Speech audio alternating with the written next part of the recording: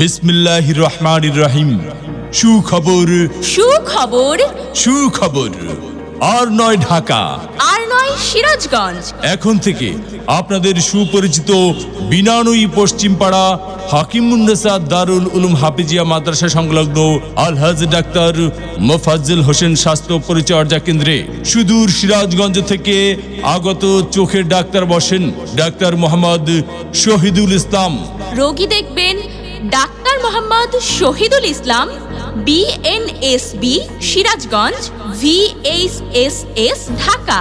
Doctor Mohammad Shahidul Islam যে সকল রোগের চিকিৎসা প্রদান করেন, চোখ দিয়ে পানি পড়া, চোখ লাল হওয়া, চোখ দিয়ে ময়লা আসা, চোখে কম দেখা, চোখে ঝাপসা দেখা, চোখের ছানি পড়া, চোখের অ্যালার্জি ইত্যাদি রোগী দেখার সময় প্রতি শুক্রবার সকাল 9টা হতে দুপুর 1টা পর্যন্ত।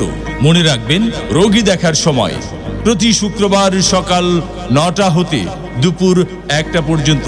ডাক্তারের ভিজিট ফি মাত্র 50 টাকা। এছাড়াও প্রতি শনিবার থেকে বৃহস্পতিবার সকাল 9টা থেকে দুপুর 1টা পর্যন্ত রোগী দেখবেন doctor Mohammad Shakil Ahmed, DMF Dhaka. Special training of minor surgery, Tangail Sheikh Hasina medical college and হাসপাতাল, টাঙ্গাইল। ডাক্তার মোহাম্মদ শাকিল আহমেদ যে সকল রোগের চিকিৎসা প্রদান করেন, যে কোনো ধরনের ব্যথার রোগী, ঠান্ডা, অ্যালার্জি, মাথা ব্যথা, সর্দি, কাশি, জ্বর, টাইফয়েড জ্বর, অ্যাজমার সমস্যা, কোষ্ঠকাঠিন্য, পুরাতন আমাশয়, টনসিল ইত্যাদি।